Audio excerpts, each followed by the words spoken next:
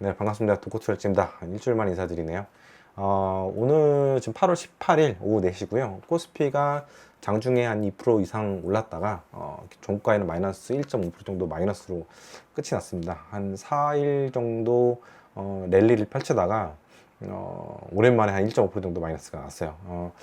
장중에 그 아침 10시까지만 하더라도 외국인들이 1.1조 원 정도를 순매수하다가 점점 이제 매도로 이렇게 전환을 하면서 막판에는 이제 거의 이제 순매수가 빵으로 된 상태. 대신에 이제 그 매도 물량을 개인들이 다 받았습니다.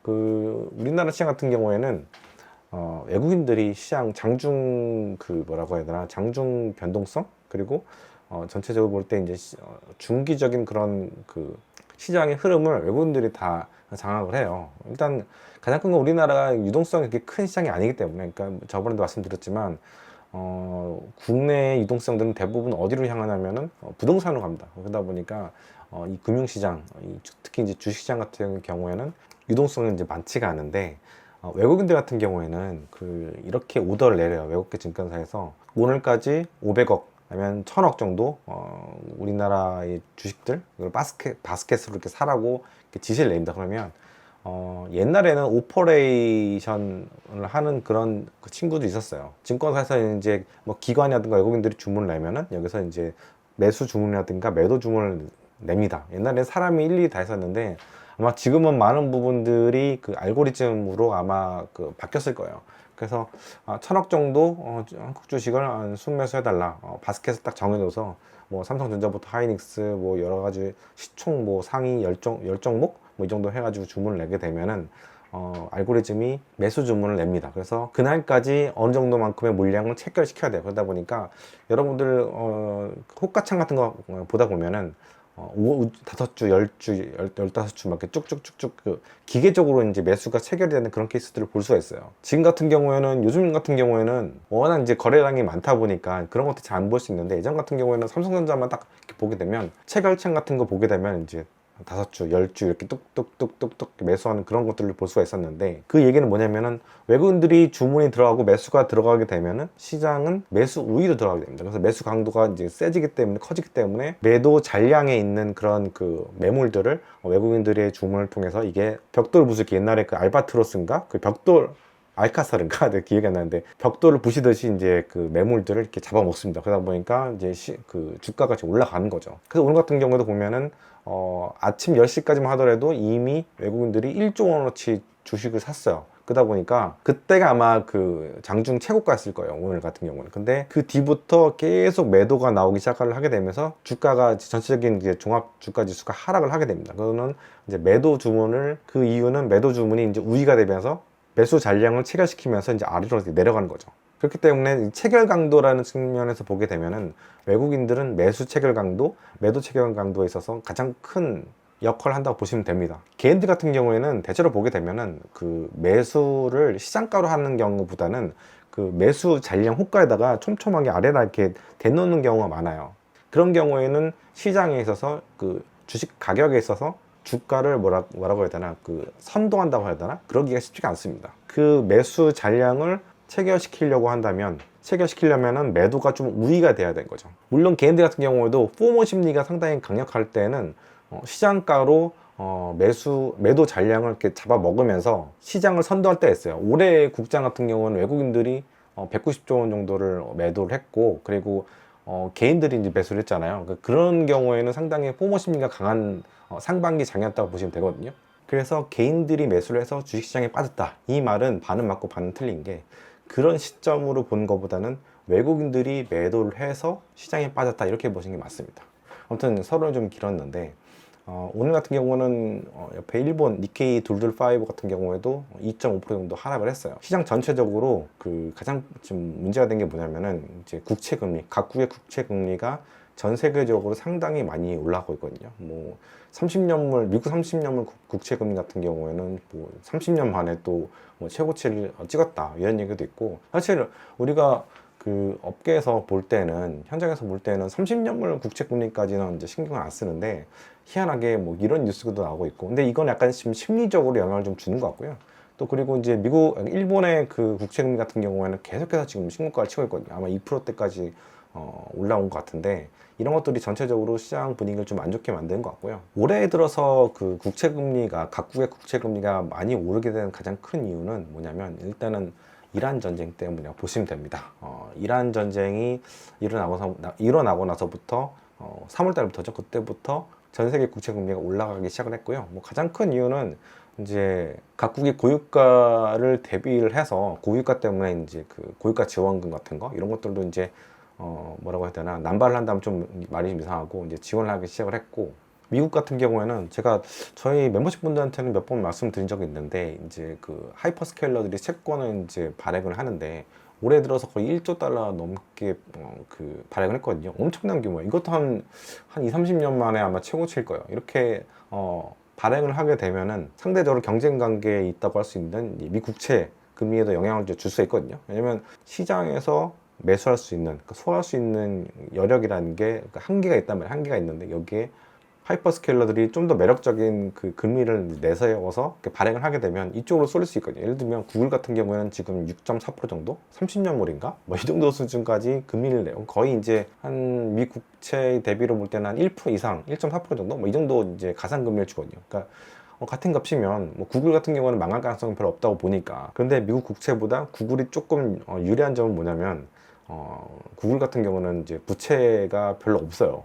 굉장히 깨끗한 기업이거든요. 근데 그에 비해서 이제 미국 같은 경우에는, 미국 정부 같은 경우는 지금 거의 30조 원 정도? 30조 달러 정도가 그 부채로 있습니다. 엄청나게 분량이 있는데, 이게 문제는 뭐냐면 지금 2026년도인데 2030년이 되면, 4년이 지나면은 이 부채가 40조 달러까지 간다고 해요. 이 규모 자체가 정말 아찔한 건데, 40조 원도 아니고 40조 달러니까, 아무리 미국이라는 나라가 GDP가 큰 규모긴 하지만 40조 달러라는 거는, 이게 또 엄청난 규모이기도 하지만 이 상승폭이 너무 가파르게 올라가고 있다. 그게 가장 큰 문제고, 지금 미국 국채 금리가 상당히 빠르게 올라가는 이유도 또 이란 전쟁입니다. 이란 전쟁이 3월부터 이렇게 터지면서, 전쟁을 하려면 돈이 있어야 되잖아요. 돈이 필요하면 뭘 해야 됩니까? 국채를 찍어낼 수밖에 없습니다. 제가 2월달, 1월달에 이란 전쟁이 안 일어날 거라고 그렇게 막 얘기를 해서 욕을 많이 먹었는데, 가장 큰 이유는 일단은 전쟁을 하게 되면 게릴라전 비슷하게 해야 되는데 엄청나게 미국한테 상당히 큰 타격이 있을 거고, 이란이라는 나라는 만만한 나라가 아니기 때문에 이기기가 쉽지 않을 거다. 그리고 전쟁 한번 일으키게 되면은 거의 1조 달러, 2조 달러 정도로 써야 돼요. 아프간 전쟁 같은 경우는 거의 2조 달러를 썼거든요. 그러니까 미친 듯이 많이 썼는데, 이란 전쟁도 못해도 1조 달러를 써야 될 거다. 제가 그렇게 얘기를 했었습니다. 한번 영상 찾아보십시오.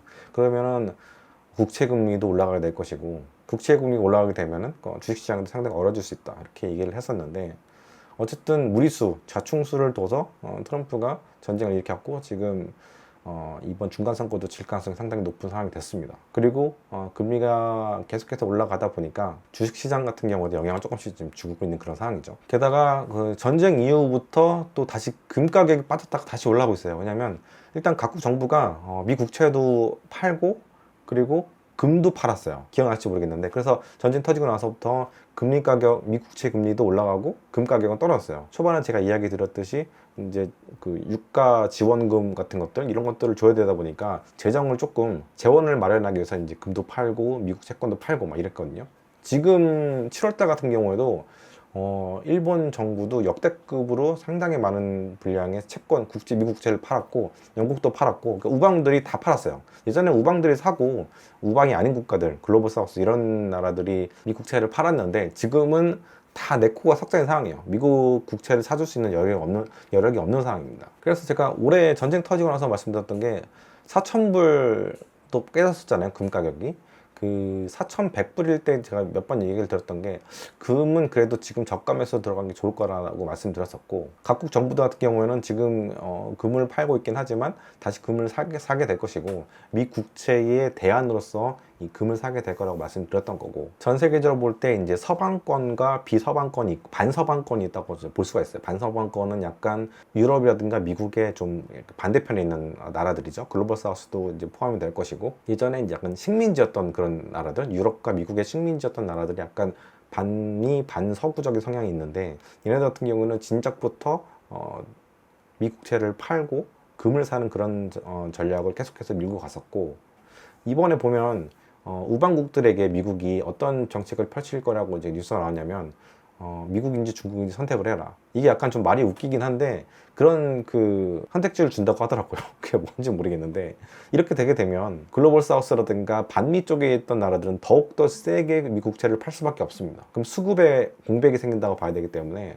이거는 미국한테는 제가 볼 때는 그렇게 좋은 정책은 아니라고 보는데 하여튼 지금 미국이 약간 이상한 길로 많이 가고 있기 때문에 진짜 고민을 좀 많이 해야 되는 그런 상황이 된 것 같고, 우리가 2008년에 리만 사태가 터졌었고 2020년도에 뭐가 터졌냐면 팬데믹이 터졌고, 그리고 그 뒤부터는 그만큼의 커다란 그 시장의 폭락이 없었어요. 적어도 미국 시장 같은 경우에는 코스피하고 먼저 변동성이 크니까. 근데 언젠간 또 터진단 말이에요. 그러면 그런 일이 터질 때마다 어떤 정책을 펼쳐야 되냐면 돈을 풀어서 신용경색이 터진 곳들을 막아야 되거든요. 그런데 그 골드만삭스였나? 어딘가 제가 그 리포트를 봤는데 이번에 어젠가 3년, 4년 안에 뭔가가 터지게 된다면 그때는 팬데믹 터졌을 때보다 더 많은 돈, 한 2배 정도 되는 돈을 퍼부어야 된다. 이렇게 연구 결과가 나왔더라고요. 가뜩이나 지금 부채로 신음하고 있는 게 미 정부고 1년에 2번씩 셧다운이 일어나고 있는 그런 상황인데 2배라고 하면 제 기억에 한 2020년도에 한 4조 달러 정도? 그 정도 돈을 풀었던 것 같아요. 짧은 기간 동안. 그래서 전 세계의 그 주식시장이 랠리를 펼쳤었고, 그래서 그러고 나서 한 2년 정도 지나서 물가가 이제 폭발하기 시작을 했었죠. 그래서 금리를 미친 듯이 그때 당시에 바이든 정부였었고 연준 의장은 이제 파월이었죠. 근데 그렇게 짧은 시간 동안에 돈을 푸게 되니까 물가가 폭발하고 결국에는 금리를 급격하게 올라가면서 그걸 막으려고 노력을 했었고, 그래서 한 2년 가까이 고생을 했죠. 고금리에 신음을 했었고, 지금도 미국 국채 금리는 저희가 볼 때는 고금리라고 봐요. 4%대, 아니 3%대 말인데 그 정도의 금리도 상당히 높은 거라고 보는데, 워낙 지금 전쟁이 터졌고 그러다 보니까 그걸 내리지를 못하고 있는 그런 상황이에요. 그래서 모든 거는 올해 가장 큰 트럼프 정부의 실기는 제가 볼 때는 이제 전쟁을 터트린 거, 아무런 실익도 없고 그 호르무즈 해협 그거 하나 못 막아가지고 전 세계적으로 지금 고통을 받고 있는 그런 상황이 됐고, 지금 1,800원대에서 다시 1,900원대로 그 휘발유 가격이 올라가려고 하는 그런 상황이잖아요. 이 전쟁을 끝내야 되는데 지금 이 상황에서 전쟁을 끝내버리게 되면은 호르무즈 통행료도 내야 되는 그런 상황이 될 수도 있고, 그래서 지금 상당히 어려운 상황이 됐어요. 그 매크로적으로 볼 때. 우리가 미국 시장, 주식시장을 볼 때 보면은 기업들의 실적들은 계속해서 좋아요. 미친 듯이 좋아요. EPS가 22% 정도? 작년 대비로 볼 때. 그렇게 상승을 하고 있는 미친 그 실적들을 보여주고 있는데, 그래서 돈을 엄청 잘 벌기 때문에 하이퍼스케일러가 돼서 그 반도체도 이렇게 미친 듯이 살 수가 있는 그런 상황이 됐는데, 미국 정부를 볼 때는 지금 상당히 어려운 상황이 됐고, 제가 진짜 오랜만에 매크로 얘기를 드리는데 사실 그동안 매크로 얘기를 잘 안 했던 게 기업 실적이 더 중요한 그런 시장이었고, 작년 3월 달에 관세 전쟁, 그리고 올해 3월 달에 이란 전쟁이 계속 있었기 때문에 이런 것들이 더 중요했었어요. 제가 3, 4년 전에 도커털치 영상을 아주 가끔 이렇게 보게 되는데, 보면은 그때 매크로 얘기가 진짜 많았거든요. 왜냐면 그때 당시 화두는 이자 금리였기 때문에, 그 인플레이션과 금리였기 때문에. 근데 지금은 상황이 좀 바뀌었는데 결국에는 이 전쟁들이 뭐를 트리거를 삼아서 그 2번의 전쟁들이 뭘 건드렸냐면은 다 그 금리를 건드렸어요. 약간 어떤 면을 볼 때는 그 하이퍼스케일러들이 그 채권을 엄청나게 발행을 해서 미 국채 금리가 올라간 정도를 한 0.3% 정도 그렇게 보고 있어요. 지금 미국 10년물 국채 금리가 4.74%거든요. 그러니까 원래는 한 0.3을 빼게 되면 한 4.4% 정도? 근데 그 정도면 약간 좀 제가 볼 때 10년물 금리로 치게 되면은 좀 무난하다고 볼 수가 있는데, 지금 미국 기준금리가 한 3.75% 정도 되니까 10년물 국채금리가 4.4%라고 치면 거의 0.7% 정도의 가산금리니까 10년물한테 그 정도의 가산금리는 저도 괜찮다고 보는데, 지금 1%, 100bp나 되는 가산금리를 주는 거는 제가 볼 때는 조금 투머치라고 보거든요. 아무튼 지금 미국 국채금리는 약간 샌드위치 신세에 있는 그런 상황이 됐고, 이렇게 금리가 올라가게 되면은 트럼프가 늘 타코 정책을 펼쳐서 뭔가 전쟁에 있어서 약간 좀 뒤로 물러나는 그런 모습을 보였는데, 지금은 이제 뒤로 물러날 수도 없는 그런 상황이 됐어요. 왜냐면 그 전쟁 앞두고 나서 그 패장이 된다는 거는 진짜 안 그래도 중간 선거긴 하지만 완전히 그냥 끝이거든요. 그러다 보니까 아예 이럴 거면은 그냥 중간 선거 포기하고 레임덕을 조금 뭐라고 해야 되나 인정을 하고 그렇게 해서 좀 살려줘야 되는데, 이 어르신께서는 뭔가 뒤로 물러설 그럴 그 경향을 보이지 않는 그런 상황이 된 것 같고, 게다가 지금 미국 시장 같은 경우는, 주식시장 같은 경우에는 신고가를 치고 있잖아요. 그 신고가 부근에 있거나 쳤다가 조금 조정이 있거나 이런 상황이다 보니까 차익 실현을 할 수 있는 그런 비밀을 주기도 상당히 좋은 상황이 된 것 같아요. 그래서 사람들이 약간 그 국채금리 같은 거, 30년 국채금리 같은 걸 좀 이렇게 빌미 삼아서 약간 시장에 조정이 있는 게 아닌가 생각이 들고, 근데 이게 엄청난 파괴적인 조정으로 올지는 모르겠어요. 만약에 고금리 상태가 좀 더 발전해서 4.8, 막 9 이 정도에서 올라가게 되면 5%까지 갈지 모르겠지만, 지금 10년 국채 금리가 아무튼 4% 후반대 근접하게 가면 뭔가 시장을 파괴할 수 있는 그런 그런 가능성이 좀 있을 것 같고, 사실 우리가 그 새로운 그 페드 의장 기대를 좀 많이 했었어요. 어떤 면에서 기대를 많이 했냐면은, 미국의 그 연준의 재정 건전성이라고 해야 되나? 이런 것들에 있어서 조금은 괜찮은 역할을, 왜냐면 뭐 QE라든가 이런 것들을 반대했던 사람이니까, 연준의 확장적인 그런 정책들을 굉장히 반대했던 사람이잖아요.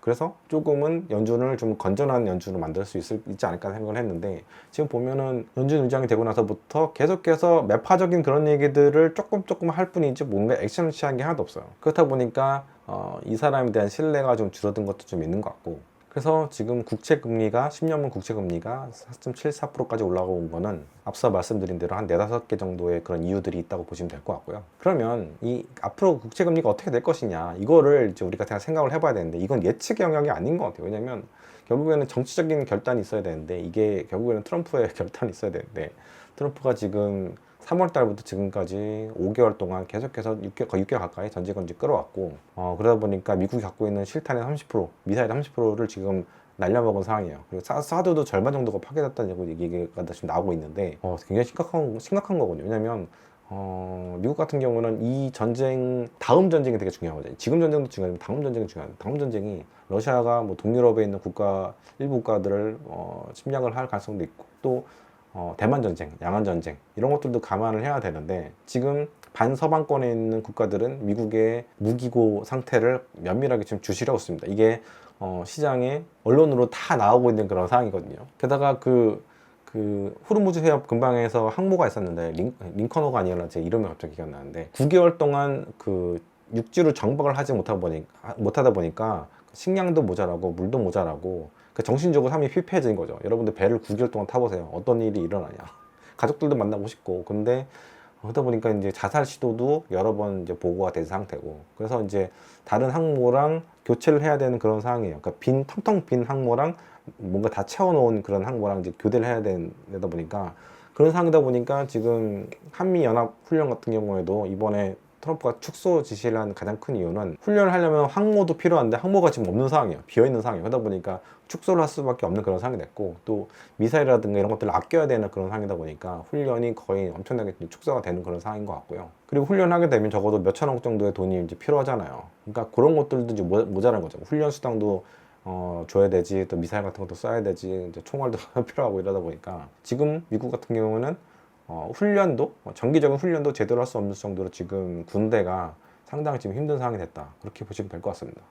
이게 우리나라에 있어서는 상당히 안 좋은 상황이 된 거죠. 그래서 지금은 금리를 좀 면밀하게 봐야 되는 그런 상황이 됐고, 4.74%까지 올라왔는데 이게 8%, 9%까지 올라가는 거를 우리가 눈여겨봐야 되는 그런 상황이 됐고요. 오늘 우리나라 증시 같은 경우에는 7,000포인트를 안착을 하는 게 쉽지가 않아요. 근데 사실 전에도 보면 5,000포인트, 6,000포인트, 7,000포인트, 8,000포인트, 9,000포인트 갈 때마다 뭔가 시장의 조정이 있었어요. 그래서 안착을 하는 데는 쉽지는 않았어요. 좀뭐 며칠 정도 걸렸던 걸 제가 기억을 하거든요. 이번도 마찬가지입니다. 우리가 7월 달에 최저점에서부터 지금까지 거의 24%, 바닥에서부터 24% 정도가 지수가 올랐거든요. 그거는 이게 뭐냐면, 그때 샀던 사람들이 분명히 있을 거예요. 외국인이든 기관이든 개인이든. 근데 그런 사람들은 바닥에서 사서 지금 차익 실현을 하고 싶을 겁니다. 적어도 24% 정도의 수익을 올렸고, 뭐 삼전닉스라든가 베타가 큰 종목들 같은 경우에는 30% 이상 더 올랐을 거예요. 그렇죠? 그러다 보니까 차익 실현을 하고 싶은 욕구가 분명히 있을 것이고, 이게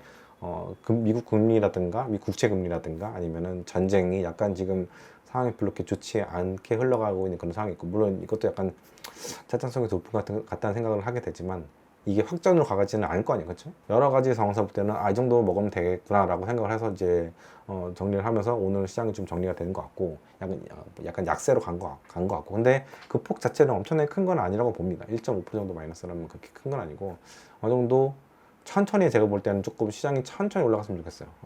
막 3%대, 2%대 쭉쭉쭉 올라갔었는데 거의 4일 가까이 쉬지 않고 올라왔거든요, 시장이. 그러다 보니까 이 정도 선에서는 조금 쉬어가는 것도 나쁘지 않다고 보고 있고 저는 바닥에서부터 올라가는 이 상승하는 모습이 약간 나이키자 상승으로 가게 될 거라고 이렇게 말씀을 계속 들어왔잖아요. 그게 이제 정상적인 거고 그게 좀 건강한 거라고 저는 보고 있고요. 오늘 아침 10시까지 1조 원 정도의 순매수를 보였던 외국인들을 보게 되면 이런 그 저가 매수라고는 외국인들의 수요가 여전히 전 있다고 보고 있고요. 이번 반등 랠리는 전 일단은 8,000포인트 계속 말씀드리고 있죠. 이전부터 8,000포인트까지는 일단은 홀딩하고 있어 보자. 지금 나가고 있는 외국인들 같은 경우에는 바닥에서 사서 단기 차익을 먹고 가는 그런 외국인들이다. 그렇게 보고 있습니다. 그래서 8,000포인트까지 가게 되면 다 팔라고 하는 게 아니라 그때 상황 봐서 외국인들의 그 순매수가 계속 지속이 되잖아요. 그러면 그거 봐가면서 액션을 취하면 좋을 것 같고 만약에 외국인들의 순매수가 끊겨간다라고 하게 되면 분할 매도를 해서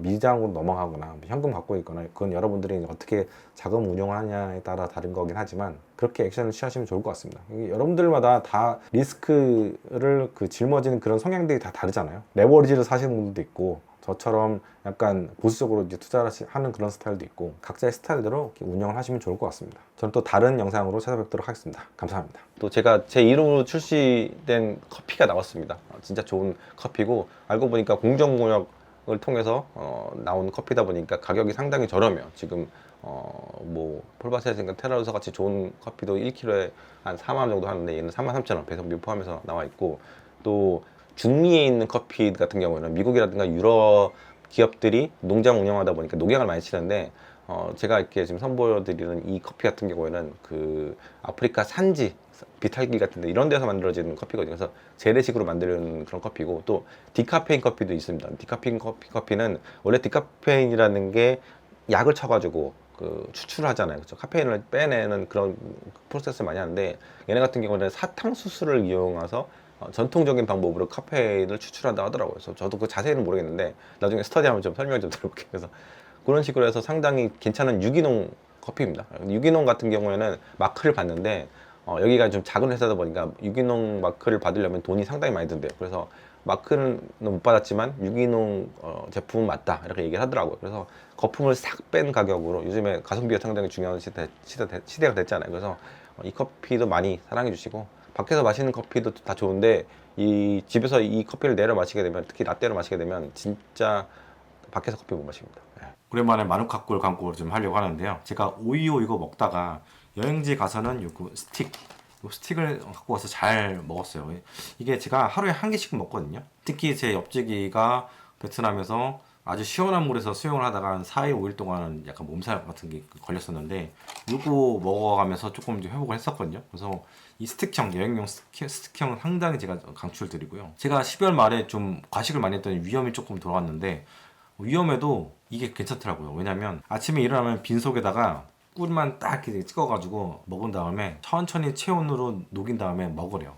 먹으면 위에서 이제 코팅이 되면서 이 마누카 꿀이 이게 좀 약간 항염이라고 해야 되나? 염증에 상당히 탁월한 그런 효능이 있다고 하더라고요. 그래서 그렇게 한번 했는데 한 3일 만에 위험이 또 이제 사라졌어요. 그래서 이것도 굉장히 좋은 것 같고 확실히 염증에는 꿀이 상당히 좋은 것 같습니다. 그래서 제가 좀 더 성분이 좀 높은 거 약간 830, 1200도 한번 1200 살까 했는데 일단은 830부터는 약간 약으로 쓰는 그런 게 좀 있다고 해가지고 830 사봤는데 나중에 이제 괜찮으면 1200도 한번 사볼까 생각 중이고요. 그리고 요건 이제 보내주셨어요. 샘플 하나 보내주셨는데 뭐냐면 저도 처음 꺼냈는데 요거 스프레이입니다. 스프레이. 이게 프로폴리스 스프레이인데요. 엽지가 잘 쓰지 않을까 싶은데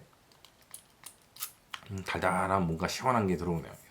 감기 요즘에 이제 한국 오니까 진짜 건조하고 춥고 이런데 감기 걸리시는 분들 많잖아요. 목도 안 좋고 이거 한번 뿌려서 써보시면 상당히 좋을 것 같습니다. 아무쪼록 추운 겨울 잘 보내시고요. 저는 또 다음 영상에서 찾아뵙도록 하겠습니다. 네, 감사합니다.